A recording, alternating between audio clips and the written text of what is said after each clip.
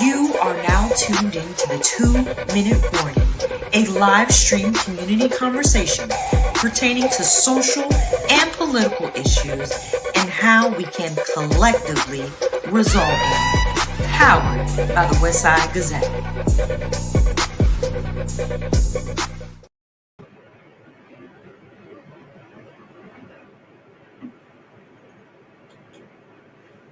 Can't hear you, Perry.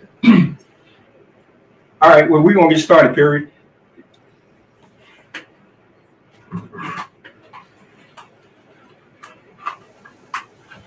Okay, here we go.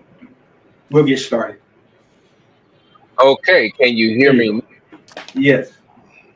Hello and welcome to the 2-Minute Warning. I didn't know you guys were waiting on me to say welcome. I'm just glad to be here. But so glad to be here. Welcome to the 2-Minute Warning. I am your host, Perry Busby, and joining me at the table is the esteemed publisher of the Westside Gazette, Mr. Bobby Henry, and our faithful co-patriot and always ready to lay the bacon on the table, Ms. Sandra Cherfrere, host of Race and the Races. Good evening, my friends. Happy to be here. Yeah, good evening. Good evening. I had my monologue all prepared, Perry. So we're just getting ready to get started. We got a good show tonight. But nevertheless, if I can do this and then we'll come back in. Since I prepared, let me do this. Good evening and welcome to the 2-Minute Warning Show, where the clock is ticking, the issues are real, and the conversation matters. Joining us tonight for this robust conversation is our special host, Attorney Sandra Cherfrere, who is the creator and host of the show Race and the Races, and our forever beloved host, Mr. Perry Busby. What's happening, Attorney? And how are you, Perry? Good. Thank you. I like that polished opening. I'm not done yet. Hold on. Let me finish. I like this, y'all. We keep it real here because we're supposed to. We got work to do. We are honored to be joined by two dynamic leaders, Congresswoman Shelia Cherfilus-McCormick, a strong voice in Washington fighting for working families, health care, equity, and justice, and the chair of Broward County Democratic Party, Mr. Rick Hoye, who's always on the front line mobilizing voters and defending democracy right here at home. I'm almost through now. Bear with me. And speaking of powerful voices where math ain't mathing, Broward is getting ready to welcome another national leader. Congresswoman Jasmine Crockett will be headlining this year's Obama Roosevelt dinner, a major moment for our local political community and a chance to rally together for the fight ahead. From Capitol Hill to our local neighborhoods, we'll tackle the urgent issues, strategies for 2025 and beyond, and the real work it takes to make change happen. So buckle up. We got 2 minutes, so let's make it count. Let's go. She did say buckle up, buttercup. So yeah. Come on with it. Do it. Mm-hmm. I thought you was gonna say knuck if you buck. Knuckle up and guard your grill. Yeah. So what's happening, Sam? Oh, the South Africans, the white Afrikaners is getting refugee status in the United States. That's what's up. That's what I've been tripping out all week. Oh no, they got green cards. They're gonna get them and citizenship. The white South Africans are being persecuted in Africa, so your man is letting them in the country. Oh, shame on them.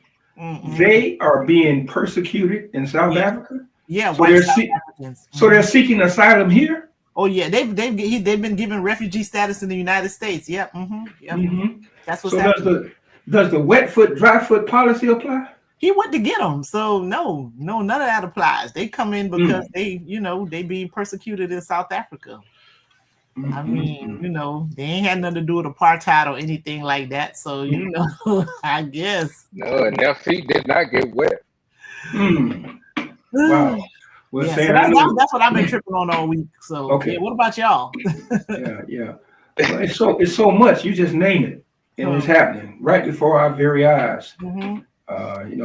So much so that it will cause you to develop camel knees. That means you've been on your knees praying for a while. Amen. With all this stuff going on. Amen. Perry, what's happening out there in your neck of the woods? Wow. Everything connected to democracy and everything connected to voting. I'm still in Arizona, but for the last month or so, I had been following the local elections in my hometown in Beaumont, which is like several of our cities in terms of trying to get its footing in this new age, where we have, as Sandra was saying, I mean, we have a new identity to asylum seekers and the crowd of the disenfranchised grows exponentially now. And so Beaumont is just like many of those cities, like I said, like Broward. It reminds me so much of Broward County in that you do have a large Democratic population, a large African American population, but yet leadership is not in touch. And so it's a stagnant city and going through some things. So they have a mayor runoff election coming up. But in their last election, barely 20% of the residents turned out. Okay. Well, I see we got both of our guests backstage.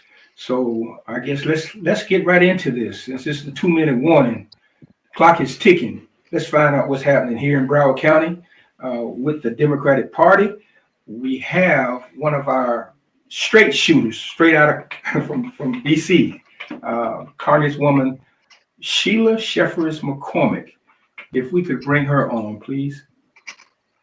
Good evening. How are you? Welcome. Tired from fighting these people all day. We actually ended votes early, but it's a good fight. So give us a little bit more light on that. That's what's happening. I know you got your knuckles are all skinned up, from punching and fighting. So they're trying to get a budget across the line that cuts Medicaid.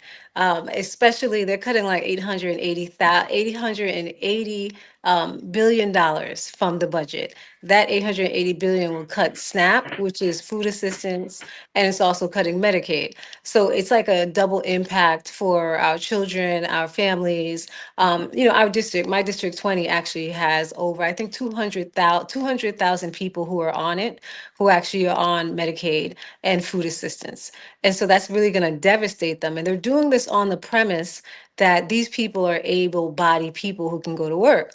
So my question was, so children can go to work now? Is that what we're saying? That sick children can go to work? Or the people who live in long-term facilities can go to work? But these are the lies they tell to try to justify what they're doing. And to be honest with you, I think they're trying to convince themselves of it. But we put a lot of pressure on them. I've been doing a lot of town halls all throughout, South Florida, and other members have also. And so people started calling and raising hell on them. So they could not bring that budget bill to the floor this week because Republicans said they wouldn't sign on. So they actually canceled votes tomorrow. And next week, we're going to have to take on this fight again. But we're hoping to keep applying pressure so they will not sign on to that budget bill. I mean, there's a lot of other ridiculous things that are in it. Cuts to the VA that they're trying to pretend they're not doing. They're even trying to have a caveat where they can deport Americans They are trying to charge you for visas to travel in and out. But I was on here earlier and I heard about the Afrikaners. So the white Africans, they said, who are being subjected to a genocide, which is totally false. And yes, they did send a plane for them, and they arrived here. I think it was yesterday with flags, and they were welcoming them. But unfortunately, you're trying to deport Haitians who are actually facing real political threat and terror. We have genocides going on in Africa, and you are not allowing any of them to come in. So we have real people who are actually suffering real harm and who need asylum, who aren't getting it. But the colonizers or post-colonizers who have these racist identities and theologies and ideologies, you welcome them in. It's a really bad look, impacting us more than what we think, because when you take on these people and claim these false claims, the international world looks at you and judges you.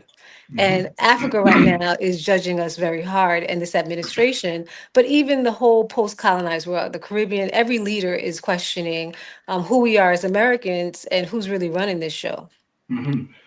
Wow, that's a mouthful there. San?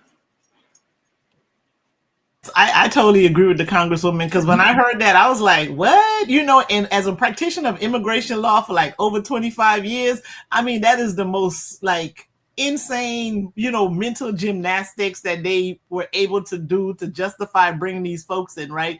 Because one of the things when you're determining whether someone could come in as a refugee or even to give them asylum status is you have to figure out if they have another safe haven or another place they can go before they come to the United States.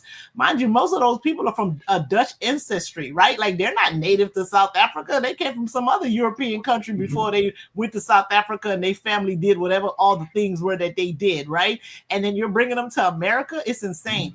And it's sensitive to me because I was in college, during apartheid when Mandela was released. So that whole idea of like all this apartheid system, it's just giving me flashbacks of when I was in school in the late 80s, early 90s, and how people were fighting so hard to free South Africa of the whole apartheid system, which at that time we were like, is it going to end? And when it did end, everybody was like, the world is, getting better and great things. And then here we go, America, like acting like all that fight was for nothing and bringing people here for asylum. It's just, it's bizarre. It's absolutely bizarre. And I want to mention something too. Now, Americans don't want these people here.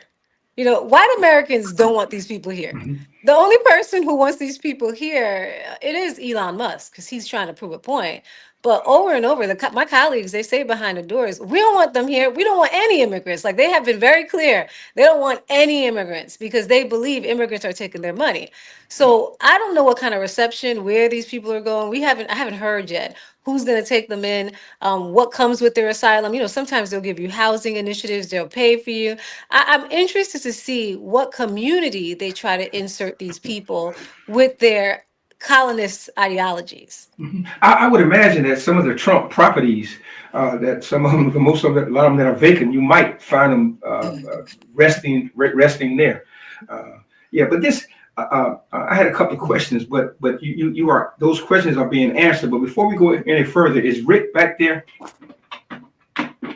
While we wait for Rick, I want to make one point. I swear I feel like those people were like Elon Musk's classmates and they wanted to come to the United States and they couldn't come because these got to be people he know, these his homies, his friends or whatever. Because one of the things people don't talk about is that he was illegal in the United States for about 13 years before he had status too, right?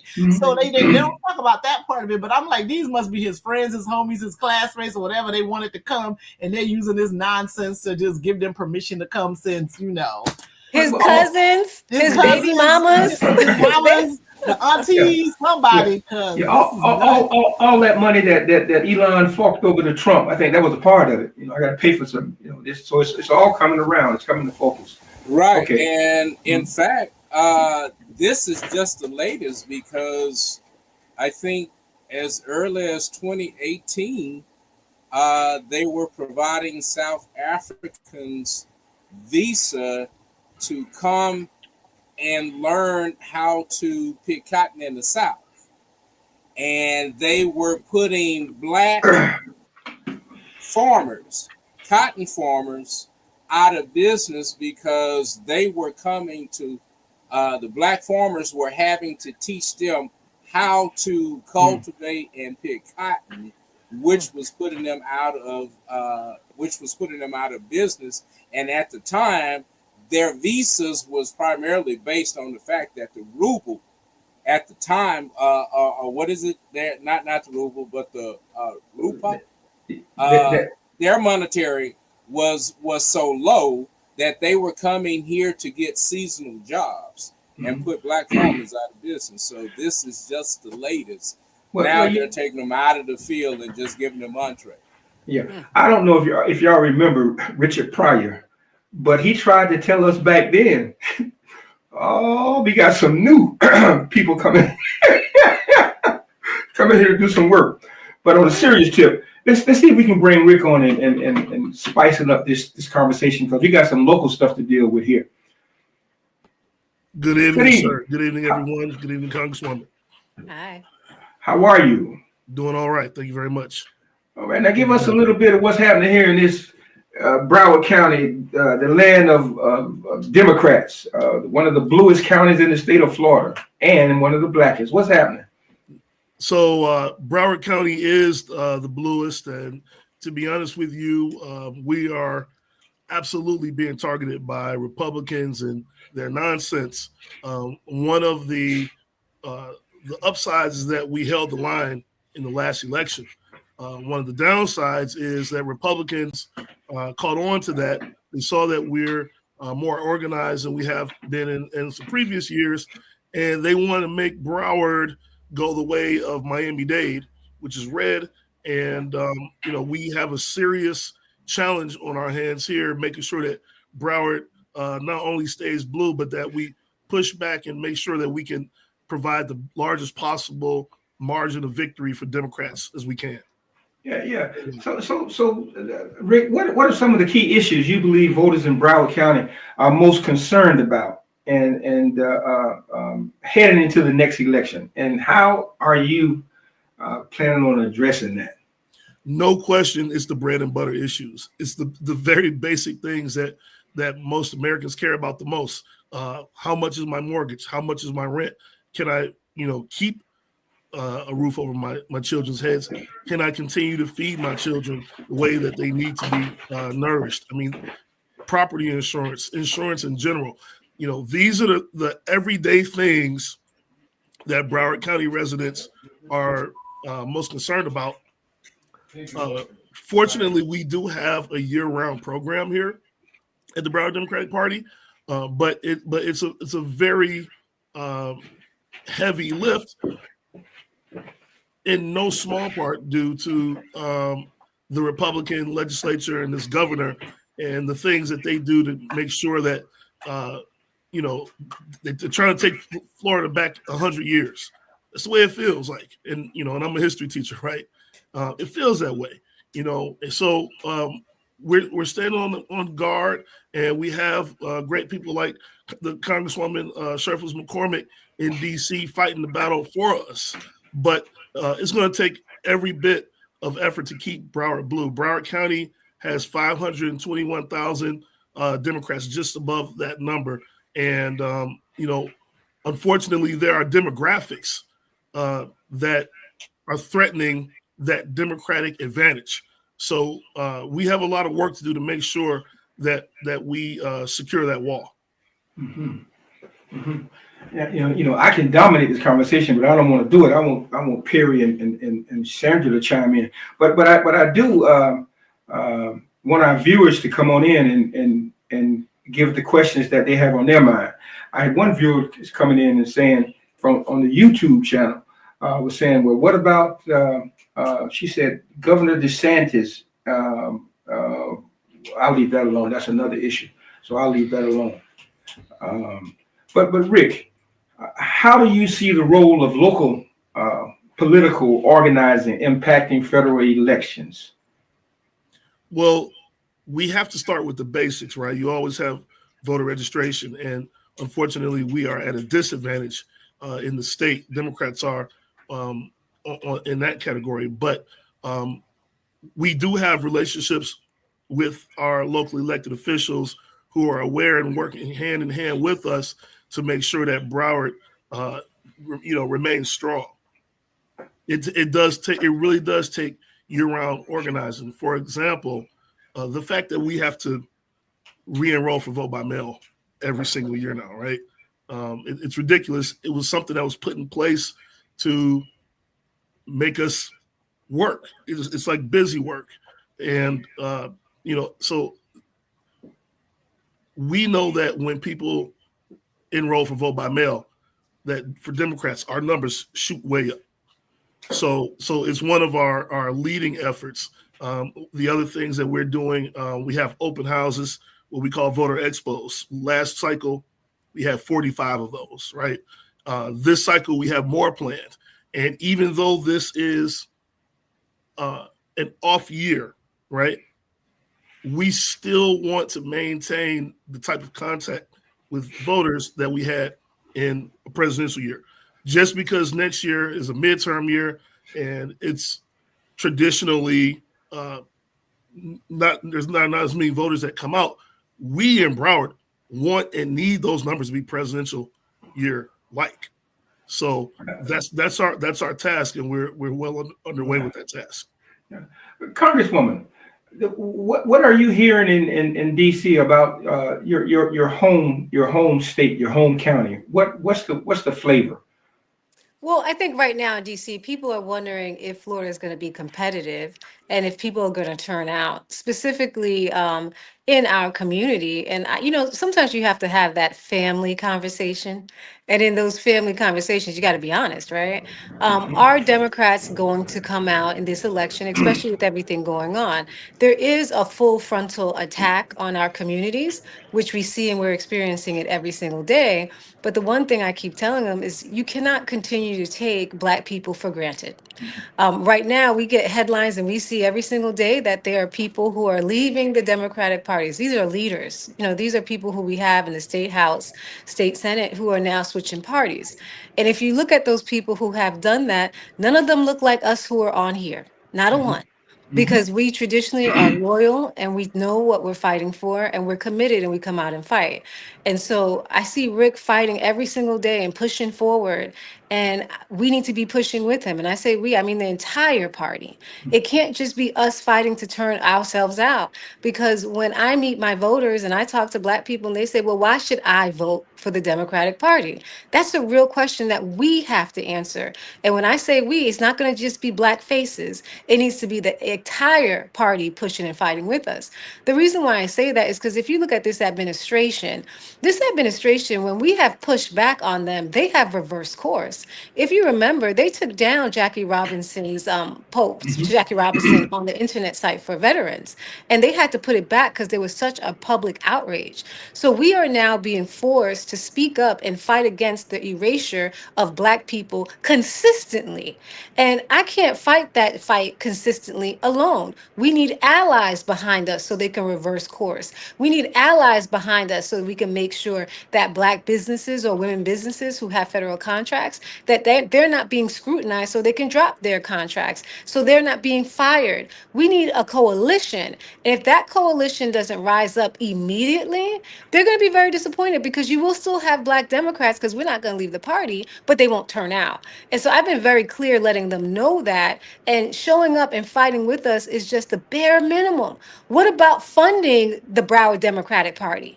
You guys have money for everything. You want to throw, all kinds of events, and you want to have all these anti-abortion events, and you put so much money behind, not anti-abortion, but abortion issues. But have you put money behind Black issues? Have you put money behind the Democratic Party to reach out and do Black outreach? And that's still the places where we're coming up short, where we as a community now need to be negotiating and pushing even harder to say, you need to show up for us, or y'all might be facing another 4 years that with this in this trajectory, but we can't settle for that. So I feel like every single day I'm delivering that message. Wake up. Don't take us for granted. Come out and support, Rick, come out and support the community, our electeds. Everybody in our community has to be supported, even when it comes to media, because, you guys are the voice to the community. Everybody understands the West Side Gazette, and they believe the West Side Gazette. So why isn't there more investments there? And so that's the fight we've been fighting now for a long time. Okay.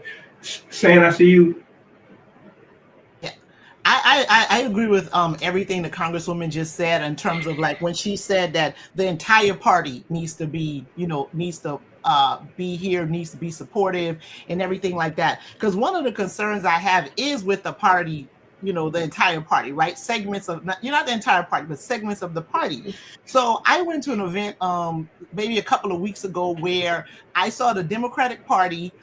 They're embracing David Jolly, who wants to run for governor of Florida, right?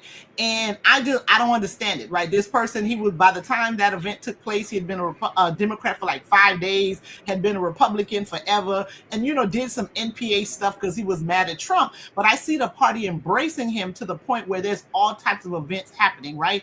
And when I was at that event, it's a certain segment of the party in Broward County. We have white women and we have members of other communities that I don't see like their support across the board for Black issues in Broward County. And as the chair, Rick, tell us what can be done, what should be done. Like what are your thoughts on the fact that Black folks aren't getting the support, from white women, the LGBTQ community, even though Black folks support them in all of their issues. Another example I'm going to give is like even with just the committee people that came out of Broward County during the last election. I think there were 38 seats. I ran for one of them and then dropped out when I realized that it was just not going to happen. But I believe in those 38 seats, you can correct me if I'm wrong, only 5 of them may be Black folks. So that's Black men and Black women included, and the other 33 is something else. And that doesn't represent the party. And that doesn't even represent the county. So what can we do to get white women, members of the LGBTQ community, to not only to support Black issues too, instead of Black folks always supporting them and we're not getting that in return? That's a divide that I see in the party. You can speak on that as chair if you're comfortable having that part of the conversation. One of the major concerns of Black voters everywhere is that the Democratic Party historically has waited until the last minute to engage them in the things that they really need. Black women specifically being the bedrock of Democratic Party base, that's always a conversation. It's a conversation that I have quite frequently with members of all the different segments of the party, and quite frankly, we all just have to come together and unite because we're all on the menu. So we might as well, continue to have conversations even when they are uncomfortable conversations in order to make sure that we're all on the same page and rowing in the same direction. Okay, if I could, I'm gonna jump in here. We got two of our viewers. Excuse me. One viewer, Mr. Wright, says, have we learned anything from 2024 elections, from the election data? And a viewer on YouTube says, what is the state of race relations within the party? So one thing that the data has shown us is that our deep blue sea is under threat. And I mentioned it earlier that the demographics are shifting. A lot of people, Democrats specifically, they can't afford to live in Broward anymore. The cost of living continuously going up. They move to other places. You have people from other places of more conservative ideologies moving into Broward too. You don't have a homogeneous voting populace, whether it's with the Black community or Hispanic community. You have to have messages for each of these different communities and address it early and often, and keep pounding it home and just be present. That's one of the things that we have to do is be present, have the conversations, and continue to work together on these things. As far as the race relations, I've never been in an organization where everything is 100% harmony, but communication is usually the key. Trying to relate to someone else's struggle and having those conversations and making sure that everyone's issues are being put forward and no one is being left out.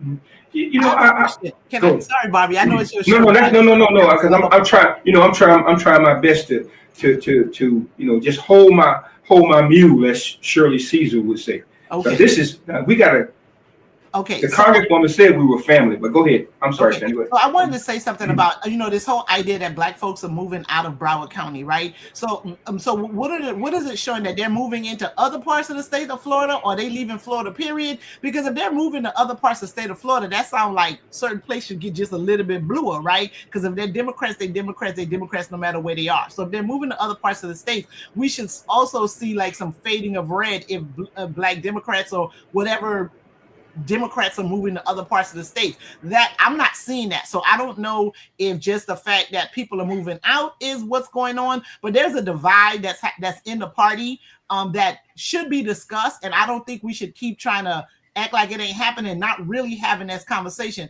Maybe we don't want to have it publicly. That might be okay too. But there's absolutely a conversation that needs to be had, and if it continues to be ignored, it's not going to be addressed, right? I mean, I made a point about the folks in the party opening their arms to a person that was a Democrat for 5 days, to the point where that Jason Pizzo decided to be an independent. Listen, I don't know the man well enough to say whether I'm a fan of him or not, but I know part of the reason why he was like, I'm leaving this party, is because of things like this, right? And so now he's going to run as an independent. And to me, all that looks like is that we're going to have another Democrat as the governor of Florida, and it might be Byron Donalds. Who wants that?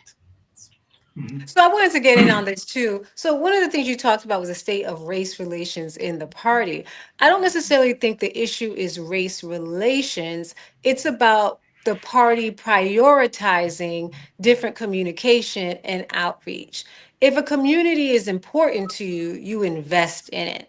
And you invest in it by finding out what are your issues. After you find out what the issues are there parallels? How can we cover everyone? How can we have a message that actually includes what everyone is suffering? And I think that's what the real push and pull strain is that the priorities aren't actually, like, they say we prioritize the Black vote or minorities, but we're not seeing the infusion to actually make that a reality. So a lot of people feel like it's just, pretextual, it's just conversation. Yeah, we support you, come out and vote. But the numbers that we need to actually win the state actually takes a consistent effort. It's not a one-time thing. You just come in and say, now we need it. We need that consistent effort. And I also think, as we're having a family conversation, we do have to talk about the effects of this last election in 2024, right? This last election has shaken some people up to where I even hear the conversations where people are wondering, can a woman ever win, as president in some of these key positions? And that conversation, it does hurt some women who are running for leadership in the Democratic Party, because they're wondering if they're even viable. And the second conversation also that, does arise is, could a Black woman win? Or, would people be open to another Black person? And these are the questions that are happening. But in addition to that, when we're looking at the cumulative effect, we are now living in a chaotic time where I'm afraid that a lot of the external pressure is now coming into the party and politics, where people are trying to figure out, what do we do and what's the right thing to do, instead of unifying and having more of a strategic targeting, let's do this for everyone. And so I wanted to say that to that question. But the second thing I want to talk about also is where Black voters are moving. So my district goes into Broward and in Palm Beach. I spend a lot of time also speaking in Orlando, in Jacksonville, and you'd be so surprised how many people who I grew up with in Miramar that I find in Orlando. How many people who I find, especially in Jacksonville, and recently, or last year, I want to say, we had the first Democratic mayor in Jacksonville. There's a migration pattern that matches the cost of living at the time. When the cost of living in Broward and Miami became expensive, people moved to Orlando, they moved to Jacksonville. So we're seeing that migration. But I think really what we're seeing is a lack of enthusiasm for in Broward County when it comes to certain elections. And I say that because usually when we have big elections, it's usually the primary, because we're usually so Democratic. So you'll find a lot of people turning out in these primaries because somebody's put in a race and it becomes like a fight. But then there's no funding or money to push to the actual election. And so when we need more Democrats to come out, black Black candidates, we fund our own. We have to because no one's helping us. And when you, by the time you get there, we're not contested that heavily, that there's no money being put in because the party isn't being supported to actually turn people out during the election. So I think the lack of putting money where your mouth is and the lack of prioritization is what really puts us in this situation, and less more of a race issue. And as the publisher of a black newspaper, I can speak to all accounts. We're getting it from all angles, not only here in the state of Florida, but outside sources as well, because of the interconnectedness with other publishers. As it pertains to the Democratic Party here in Broward County, it's no different than what they're doing in Beaumont or what they're doing in Texas. The fact that there are some leaders who for whatever reason have become lax in representing the actual body that voted them into position. And I'll speak specifically to the Democratic Party here in Broward County. I went back and read an article back in December, and it talked about the tension between the inner workings of the party. You had the LGBTQ folk arguing with black folk. You had black folk arguing with white folks. You had Jewish people wanting to pull out and not support the cause. In particular, and we're going to talk about this too, because one of our staunch Congress people will be coming here, and it's a dismal response when I ask people, are they aware of Congresswoman Crockett coming to Broward County? And they said no, they were not aware. So we got some serious work to do, and that means some introspection from within ourselves.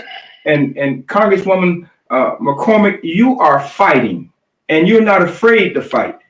We need to see that fight across the board. And I wrestled with this. How do you invite somebody to come into your house and make them feel uncomfortable? I don't ever want to do that, but we have to address this issue, and we have to find a way to get around it. We know what it is, so how do we get around it, Rick? How do we support you to the point where you're able to tell those who are not supporting you that you're going to do what's right anyway? How do we do that?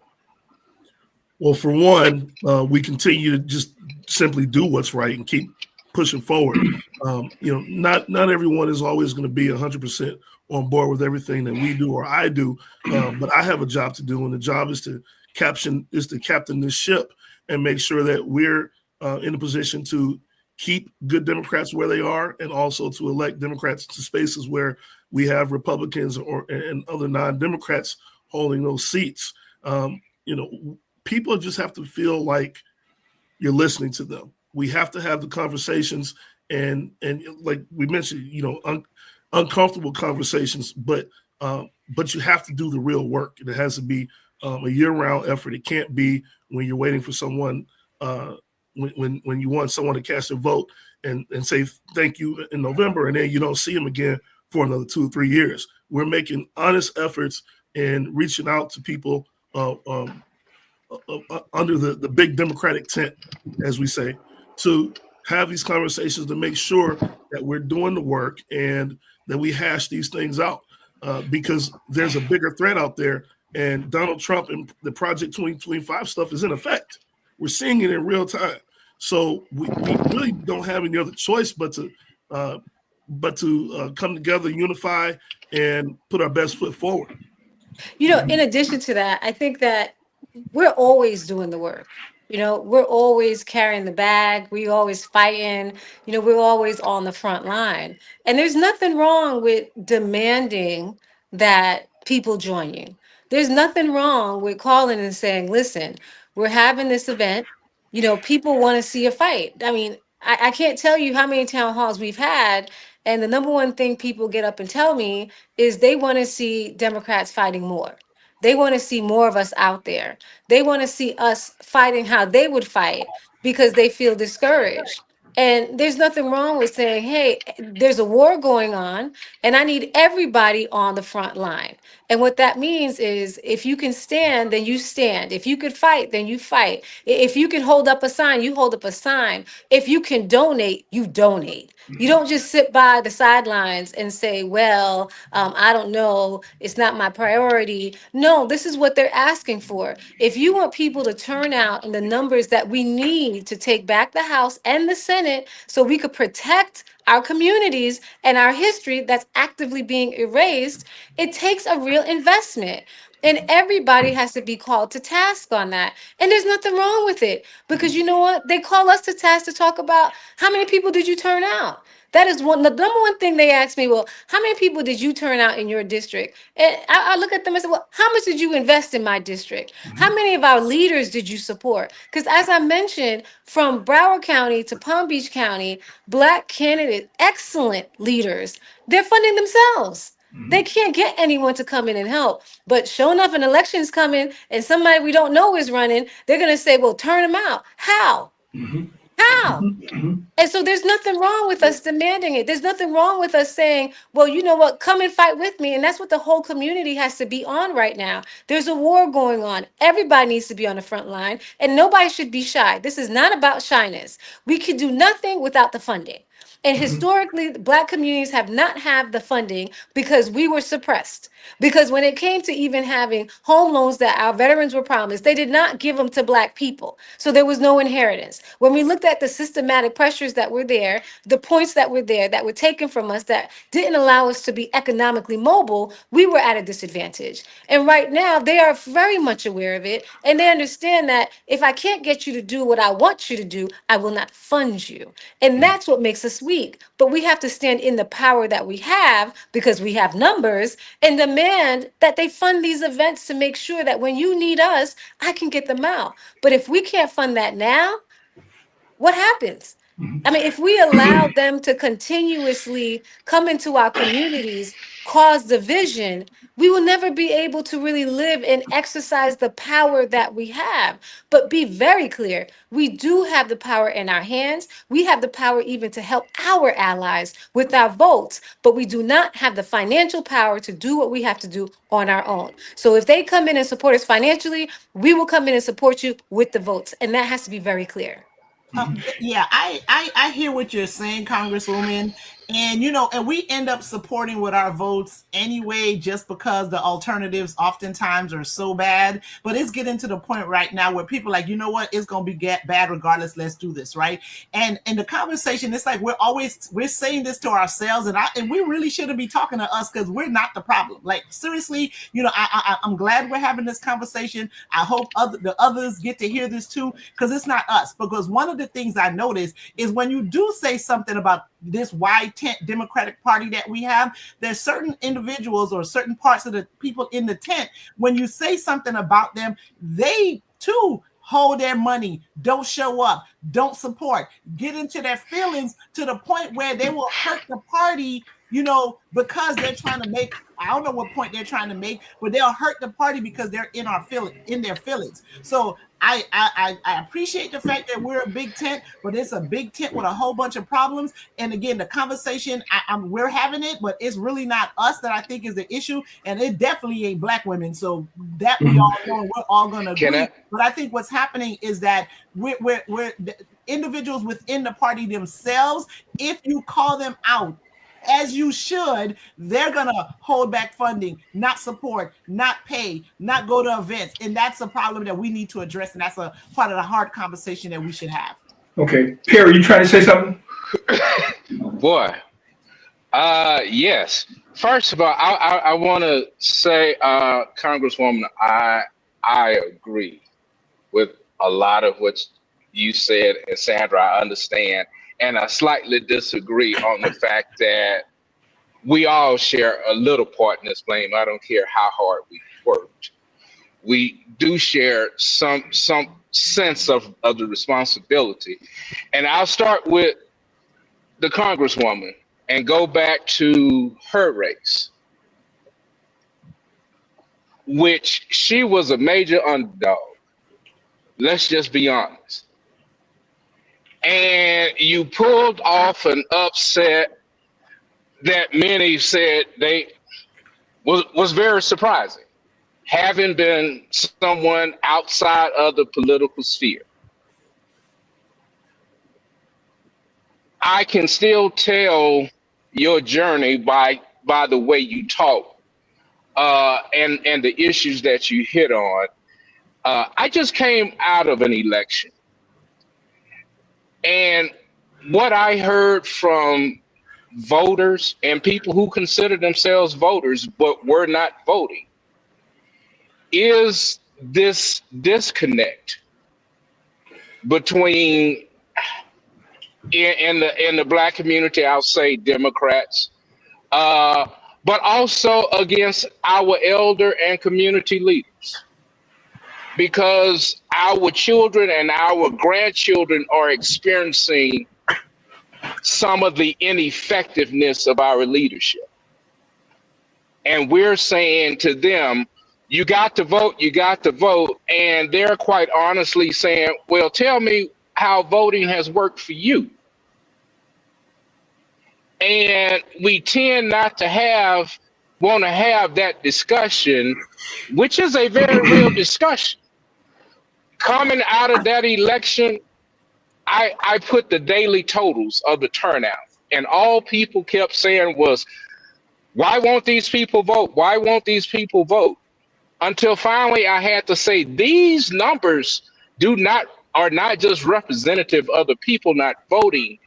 They represent the result of our actions or the lack thereof.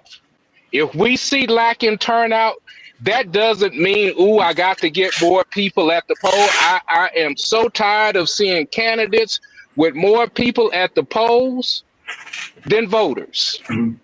Having people at the polls, I don't even understand the waste of money even going out there, because people do not change their minds or make up their minds at the polls. We don't put people at the grocery stores, the beauty shops, the liquor stores, wherever voters are. And it seems as though, especially when it comes to Black Democrats and who make up the lion's share of our community, we speak in circles. We have an event and it's the same people. I saw it when I was in Broward. Went to an event and got 15 invitations from people representing all different Democratic clubs, and got there and it was maybe 25 of the same people.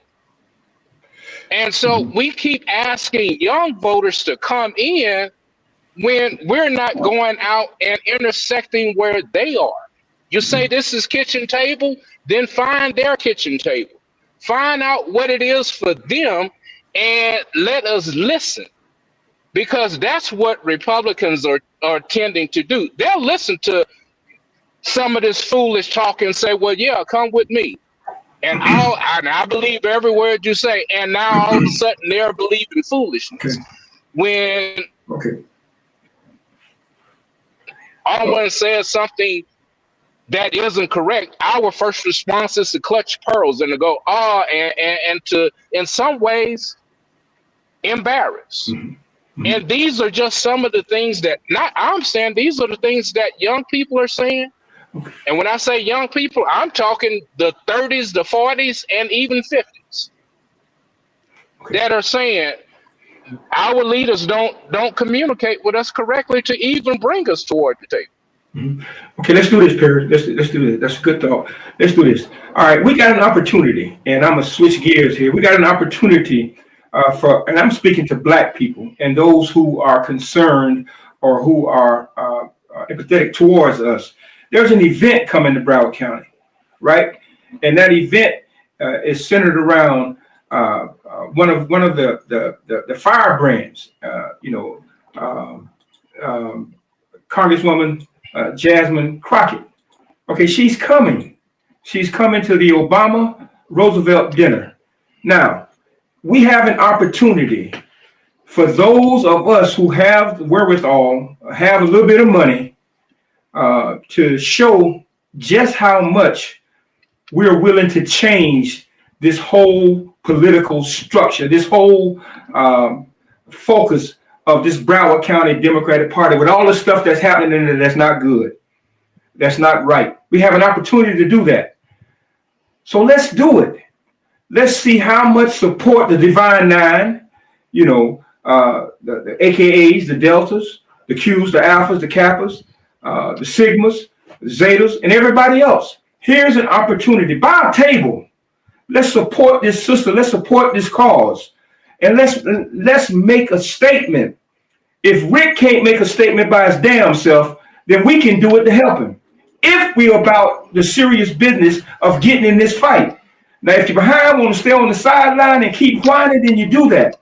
But here's an opportunity to show that segment of the Democratic Party that don't give money to our causes, that don't support the black press, that don't support any other events that we need their support, then doggone it, let's show them we can do it ourselves. But Rick, you got to stand up on your own 2 feet and say something. You can't work in a silo and not approaching these black churches or these sororities and fraternities. You got to come out of that comfort zone and get to these people and talk to them. Let us know what's going on. Don't be afraid. We are here to support you. And you can't feel, I'm not saying you feel some kind of way. Based upon some actions, says something. So we have to deal with that from that perspective. The action is not speaking to what we need to hear. One of the things that I do in the classroom daily is I meet my students where they are. It's no different when it comes to the things that we just heard over these last few minutes. It's my job to meet people where they are in the community, and the challenge that you pose is a fair one. So I'm not in my feelings at all about it. Actually, it's what I signed up to do, and I take joy in reaching out to people and informing them of how they can help us and how they can help themselves. Right. So it's fair, and once we're there, we have to stay there and establish relationships that are real, not fake. Make people feel that you really are there for their issues. We have a constituency services program that we're putting into effect. We're opening new Democratic clubs. In September, we're having our first ever summit, which really is a follow-up to our first convention that we had at the county level last year in Coral Springs. And one of the things that we're doing is we're bringing in a focus group of Democrats from the community and we also want to hear from people from other parties, but primarily Democrats, to have a conversation with them. Not a situation where we're telling them what we're going to do. It's a situation where this is our plan. Here's where you fit into it. And is this something that we should be selling in the community? Is this accurate? What are your 1, 2, 3, 4, 5 ranked issues? That's what we have to do. And I think the people will save you every time if they know that you're making honest efforts to represent them fairly. How are you getting the message? I'm sorry. Go ahead, Congressman. I wanted to jump in real quick because there's something I wanted to bring to, just into the conversation. The work that the party does in Broward County, what Rick does, he does the max to what he has. Now, I've been able to see a well-funded party and what they're able to do. When you're able to hire young people and the young people can have events and they feel like they're a part of the community and a part of the program and actually a part of actually creating an agenda and priorities, that's when you see everybody wanting to participate, because not only are you a part of it, but you get to set the agenda. But as long as there's this economic confine and we're not able to infuse money into it, the amount of work that Rick can do is always going to be limited compared to other places where you see a robust Democratic Party with young people, old people, just everybody really getting everything they need to make it more inclusive. And if you look at how much money our Broward County actually makes for the entire state versus the voters and where they're located in the concentration, there should be no reason why Broward couldn't sustain a healthy Democratic Party. And so it's always going to come back to the money that is being supported by it, right? And the truth is, no one can win, no Democrat can win in the state of Florida without Broward, without Palm Beach, without the Black community. So I go back to us, we all play a part in this, yes, because we need to turn people out, but we got to put responsibility where responsibility is at. They must be funding.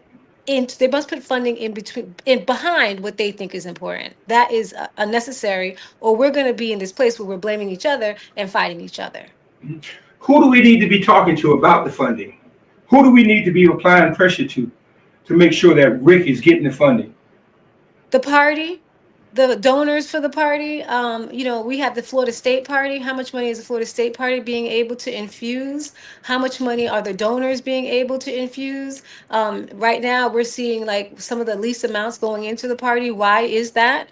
Everybody who's been a part of the party, they know where they need to be donating, how to get people to donate. If this political climate doesn't get you up and ready to donate, then okay, why?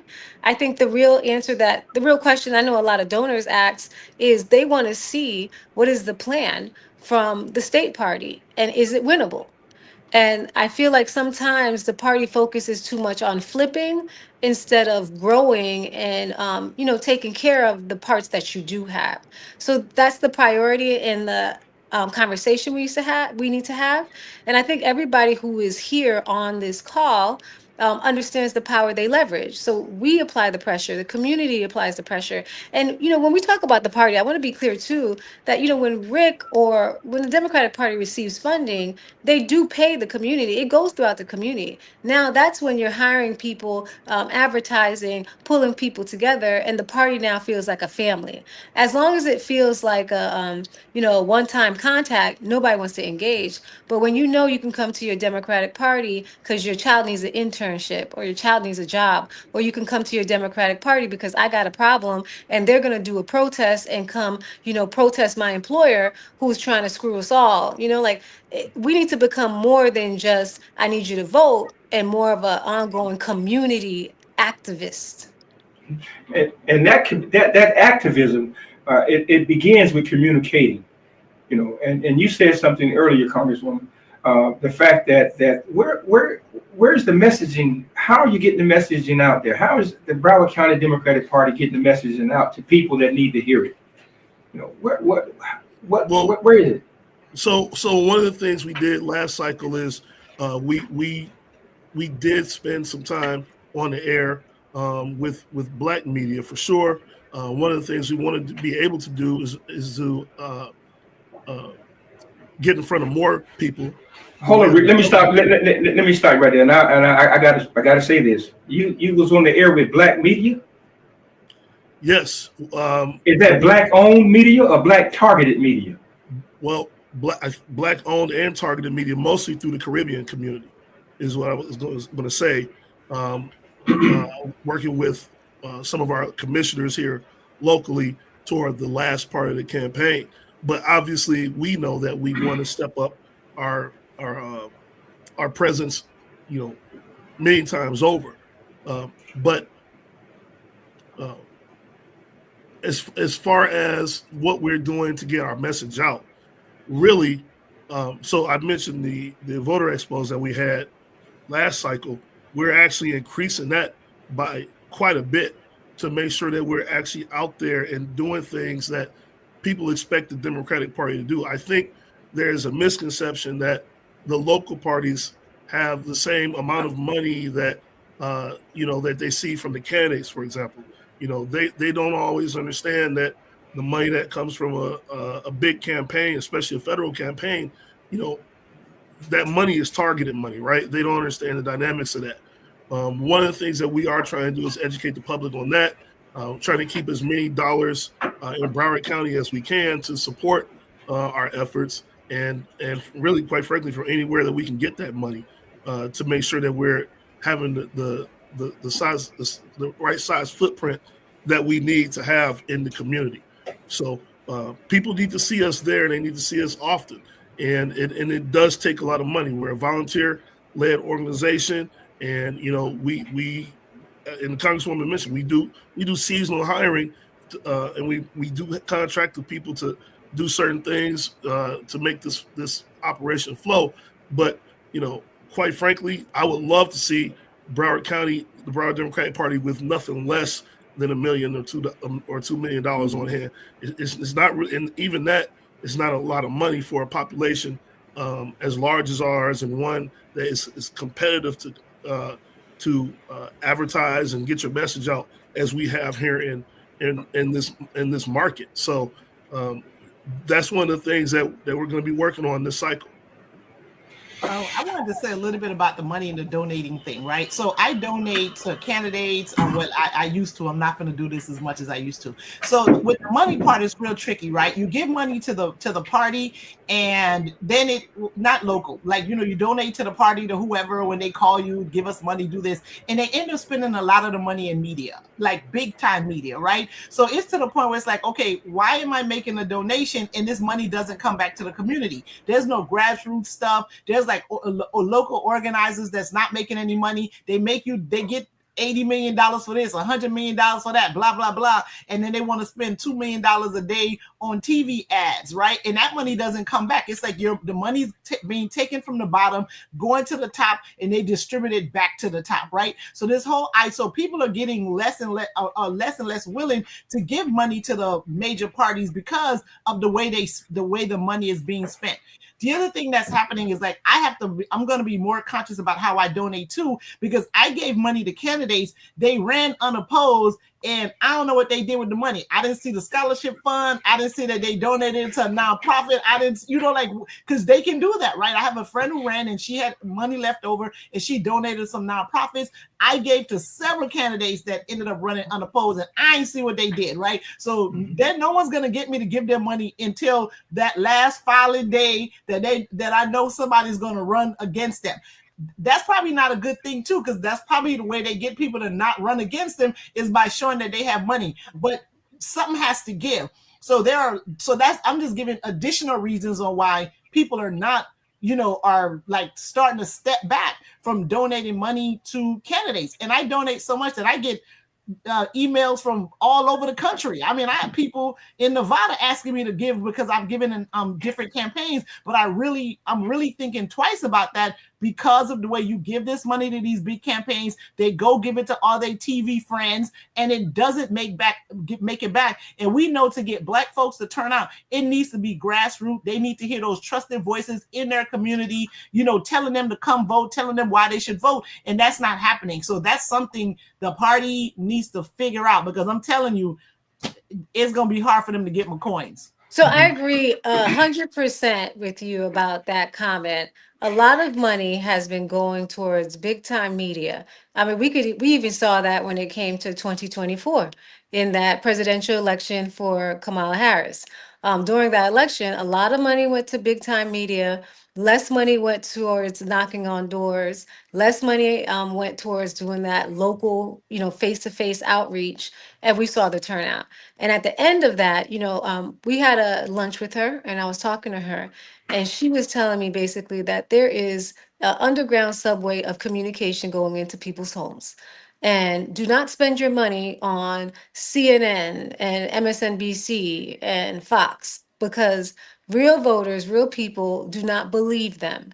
They believe the person who's right there, who they can see, who they can touch, the person who is on that podcast, the person who they're watching, even the shade rooms. And when anything goes out in the West Side Gazette, people believe that more than the strategy, than the big time media. And I think that is part of some of the losing strategy that I've seen with the party sometimes, is we're going to do this media blitz. You shouldn't really do the media blitz. I think you should get that money, go into the community, hire some people to talk to people in the community. And one thing that Nancy Pelosi told me the first day I got here, and she was like, you win the votes on the floor. You win the votes in the streets. You better get off your butt and go knock on those doors. That's where you win. And we're pulling away from that. And that is the truth. But the reason why people pull away from it is because they think that you will get more people for a cheaper price with the media. No, it costs to get people to actually vote for you and be loyal. You know, when I ran, we knocked on so many doors. We were out there and we actually built relationships with voters. And that's what the party needs to get to, but it can only get there if it's properly funded. And so we're about to see this, you know, season come on where all these people want to be governor, all these people want to do these things, but our question has to be to them, where are you investing your money? Not now. Don't tell me you're going to invest in the community a week out.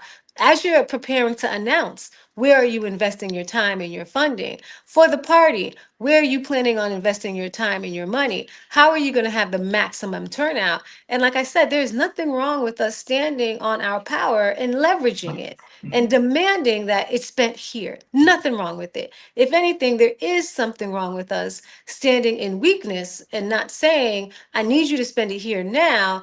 And if you don't, well, you're not going to have that turnout. That's a fact. Okay, we're at the top of the hour, and Congresswoman, we really appreciate the time that you're spending with us, and Rick, you as well. Okay, we're going to go around and wrap it up, but I want to ask a couple of questions right fast. What's one thing people misunderstand about politics in Broward? Rick, that question is for you. And Congresswoman, I got one for you. In one sentence, why should someone get involved in local politics today?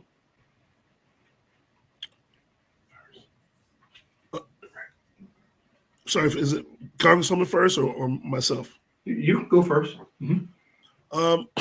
The biggest misconception is that it's easy to turn out voters in Broward. I think they look at other parts of the state and they see how many Democrats we have, and they think that we don't have to do much to turn them out. I can tell you for certain, and with my second term as chair now, and I've been involved in Broward politics for the Democratic Party for about 15 or 16 years. It is not easy.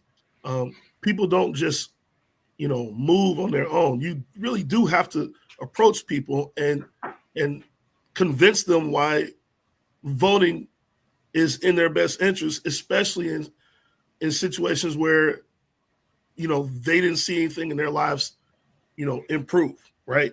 But they continue to vote. And we haven't had a Democratic governor, for example, in Florida in, over 3 decades now. So people see stuff like that, and oftentimes they do think that their vote is being wasted. But I think the biggest misconception among, especially in political circles, is that Broward is easy to turn out. It costs more money. You have to do more advertising. You have to, compete with so many other interests, whether it's, their work schedule, their health, or the different, third party groups that may be vying for their attention.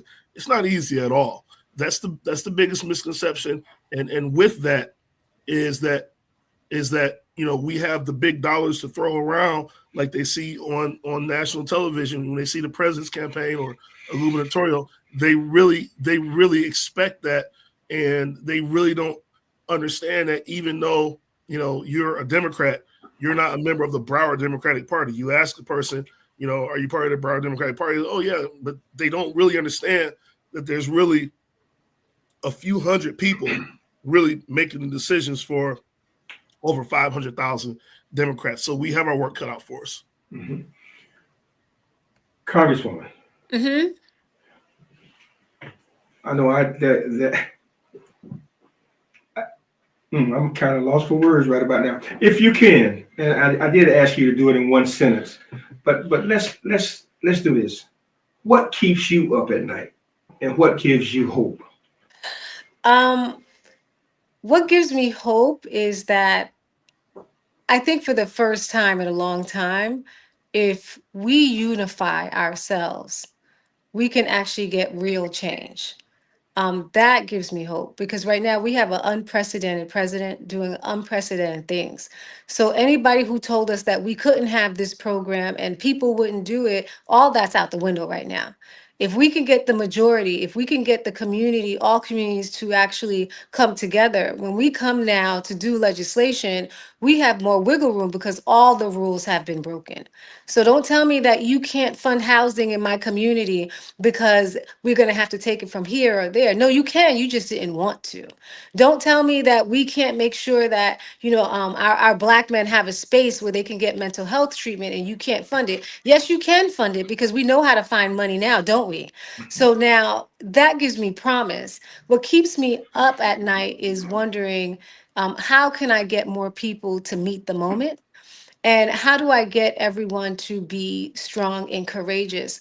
When I won by 5 votes the first time I ran, I didn't understand what I was doing. I was just following a calling.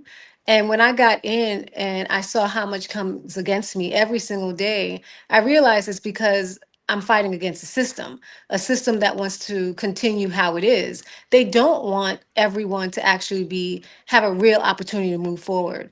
And so that has really been it. Like, we've been doing so many town halls, calling people together. And I say this all the time. There is a war out there. There's a movement going on in Broward County. Now, when we have these town halls, it is packed. People are yelling. People are pissed. And whether people want to admit it or not, there's a movement. And if you don't get a part of the movement, if you sit on the sidelines, or if you want to pretend it's not happening, you're just going to get ran over when it comes to votes and elections. But look at what the people are saying. We've had over 12 town halls and they're all packed and people are mad as hell, saying Democrats need to fight harder. So why are we the only ones out here?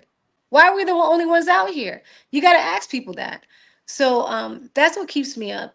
And that's what gives me hope, is that the movement is getting bigger and bigger, and we're going to overtake them. And that old way of thinking, we're going to eradicate it. And so when our community demands funding, when our community demands access, when we demand that we're leading the table, don't tell me the world ain't ready for it. Because if you are ready for Donald Trump, you are ready for us.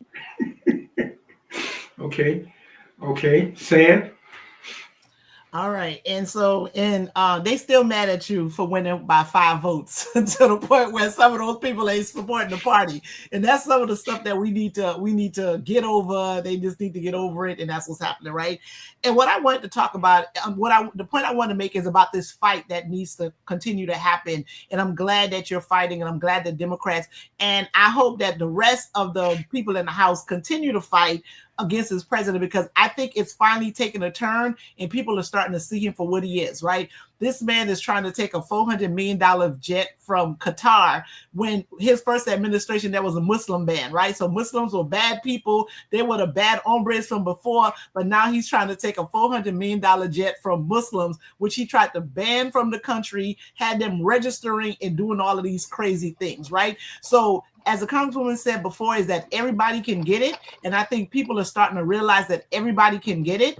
And because everybody can get it, I hope the House of Representatives, the members of Senate, see that they do have the support of the people that actually vote for them and give them their jobs, that they can fight him back. Not that 1%, that 1% or maybe 2% of people that they're trying to get this tax bill passed for, but they have the support of the people that have the number of votes that can get them elected, and they need to stand strong and fight against him, because this is absolute corruption that's happening, and they need to be willing to fight, and they're going to have the voters are going to support them in fighting back on the things that he's doing. Okay, Perry? Well, just first of all, thank you, Congresswoman, and Rick, for your service to our community, to this country, for your efforts.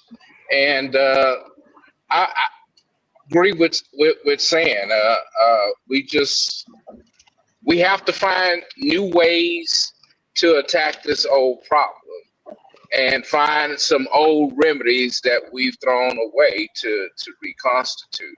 I think it's not an either or, it's and both and some more that we need to find because these issues are complex. Our communities, are facing a myriad of things, including just across our country, just the rise in homicide and suicide of our youth, which is at alarming rates. And so the old African proverb says only fools argue when the hut is on fire.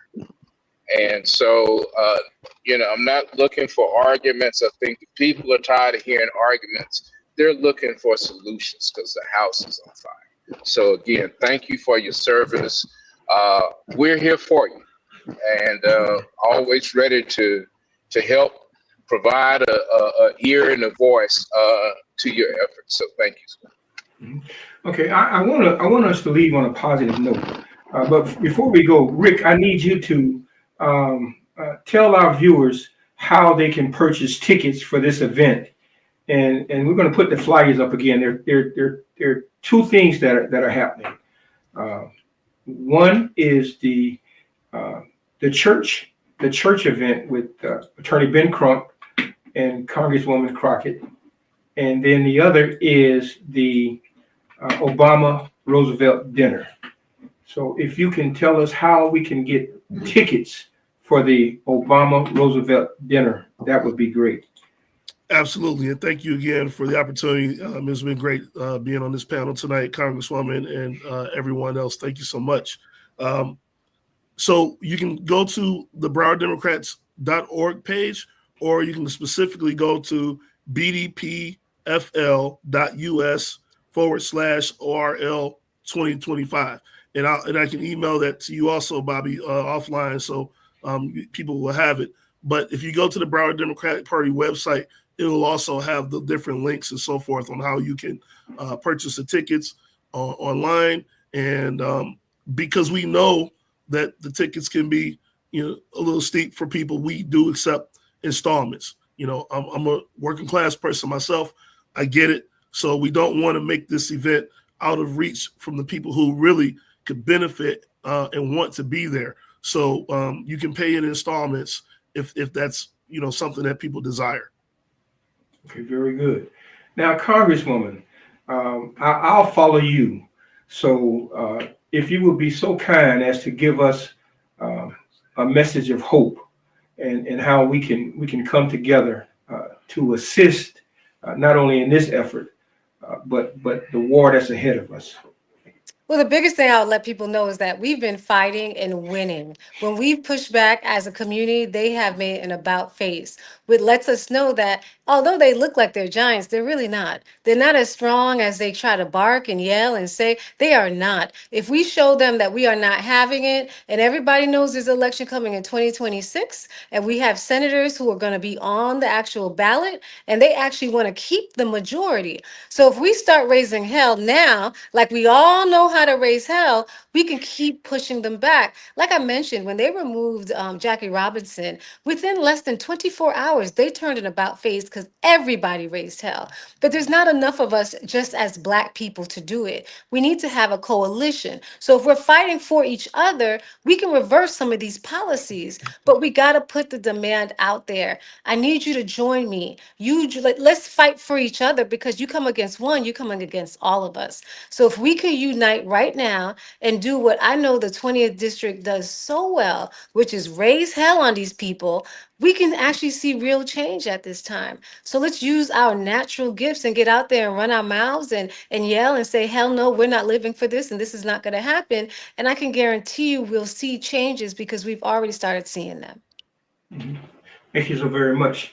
Then we'll end with this. I don't know if you can see the wall behind me, what it says, but it says, we're deeply rooted and shall not be moved. And that's in all circumstances. That's it for tonight on the 2-Minute Warning Show. But make no mistake, the clock is still ticking, and ain't a damn thing funny. We are in the fight of our lives for our rights, our communities, and our democracy. And sitting on the sidelines is not an option. We've heard from Congresswoman Shelia Cherfilus-McCormick and Rick Hoye, the Broward County Democratic Party chair, leaders who aren't just talking about change, they're doing the work. And with Congresswoman Jasmine Crockett coming to the fire up the Obama Roosevelt dinner. The message is clear. We need to rebuild, recharge, and come together to recreate something powerful in Broward County. And we're not just getting started. So here's your 2-minute warning. If you're not ready to organize, mobilize, and vote, you're already behind. This is the moment. This is the mission. And I'm Bobby Henry Sr., and this is the 2-minute warning show.